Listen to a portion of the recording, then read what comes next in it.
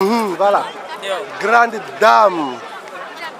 Gambana ko yagaran khore, motan yagaran khore, soninkar yagaran khore. Hawa laji Traoré ay ma bake siki camera ke kane. Lenki and man ne wori gambana ko ke min khore o sin sikane ngeni. Sine su anti ngirgi ankot. And man simake. Ewa gidaji la star. No. Mo ku fi anyani. Yo yimbi kuman. Donc.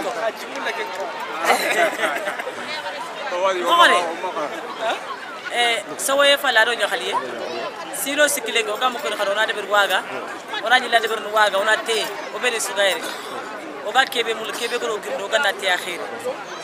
Jowante ñan parce que à chaque fois on appelle que de ber soro murini. Oy tu kharsa soro fi gambana ko ke kilenga. An ko ti maka. O ga kebe kama. Parce que on kilia kama agaron histoire ken ko. On kilia kama chare do wacce ko fo sum sigi. Aga khirdir katti ona nyapani. Mu dema wala. Inshallah. Aga yanko kubeli bogo rek ci ñaan. Ila digame ke jofande. Horo lem mu ñane horo xem fo ñaan. Sawaye ndo ñaxali ndangi en palle oga kebe kaf waxini kuma kenni ati bani sugara na khalsi. Tan chondo me. Anga na khalsi oro kubeni gan xawade ben fonda to harsa o mo bagano ko. Sere sugum khalsi olanta bakano. Xarin ke ban kana khalsi. O xaju na toranga sere so akam. Donc ibe kana girere mangar fo kita ngala xamin. Odo gayle na deber na xadi. Mangar fo xawari anga kono. Et puis aussi o gana gamu gille odo kubeni gam dem me wala. Avantage ke be ga yage be ñal. Olanta dangini me kille comme ça. Ngant tu ko ke.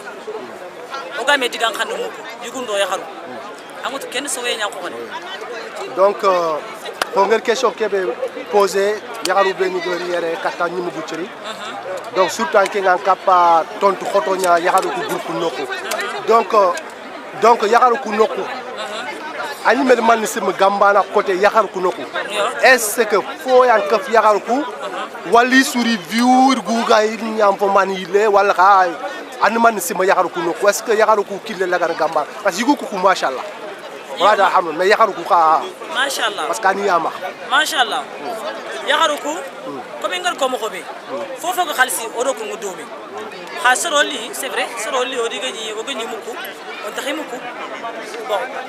Mi dran contacter man nenchigi. Mtoto man nenchigi o ga taxi muku.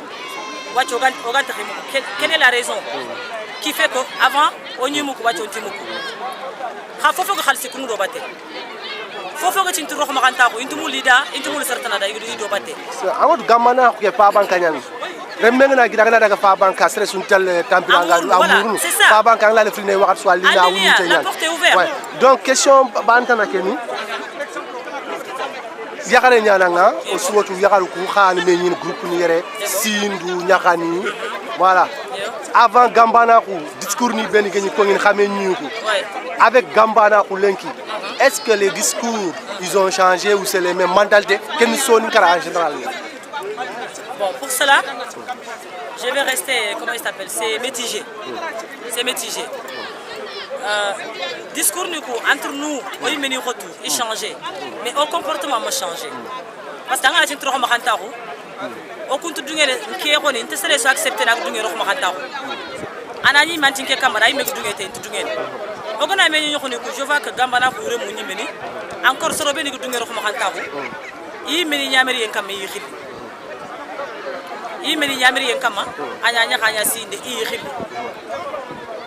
kefe ngakhine nyani ngakhine menjangu nyani mais sere be kana tuna to tro makanta ko sere be dunga tro makanta ko kha oro kelat gol nyam domi khayi meni propre volonté nyani anama ko igay len soro be dunga ro makanta ko parce que discours ni ko an autre discours ni ko na changer pas pour sere contre moi non quel serait yon kirexeto wallahi serait war saxenti ma wallahi nti serait igandi serait tinji gandi wallahi mais oti kebe torango kama système qui a système qui ko ko la ton tay soro be ni ko dungé tay mais ko ko la gol nyang domé à mon avis kha kharsa discours ni me changer au comportement me changer o gana daga ñaxani oy discours ni ko be ni gani gani o yimuko ko be ni khadi ga rox ma kan ta ko ke yambana o yimi soro be ni gire mu ñaxani li xil ndike mu donc on famille qui tay voilà wacca question ke be nga poser ne ken anke ni personnalité nya hawa trawale donc so ni kara personnalité nya na o wala so ru gant kubeni ganti yakare dorono iganti yimmu gita nyakaru dorono iganti hadem remme ka dorono o du wari wa ngata kenati yakare nyana nga iwan foto ni mutu rondo combatte i fini ndeberni anke nga yakare nyana nga ankina yimme gata ndoro ha iga fo deberni ak la wandan kina yimme kombani donc anni mendu kenga anni kembren mendu ken suma si katan décourager gambana fa keke na anni kembren mendu har xumbele kubeni ga ken deberni keni encourager na ina debre parce que nga golle kebe no angot fumbele smante ngere yakare nyixinte andan kini gam me fam anga fumbe kam Allah tana fakitene ambitene ça fait silo tamiro tumu wayeru ndikiri ga biren domi yo khadim re munyaro suga biren domi anke nyimi yakinte le ke yakinte nya en dehors de ça c'est les soins de kilifa la nga forni ke di ngorna kubeli ga kende ber ni encourager na parce que ngotu nanti ngufo ko na gadi déranger. Et tant qu'ils vont changer, les mentalités vont changer, les discours vont changer, je vais continuer à leur déranger. Allah dungue kam. Jusqu'à là, mon favori, agim patan gagner gambane. Mbane entraîné. J'ai pas de garde-corps, je ne suis pas armé. Voilà. Donc kundu nyani o gida nyakare machallah. Yakara en fait défaut. Yakara en fait défaut. Nti yugun kitum pilani ramu chit. E yido yakara kitum pilani ramu chit. Yugun kitum pilani uno chit. Défaut fait. Gor baxna jigen baxna anamugo c'est des sugara ngana khalsi Allah il faut changer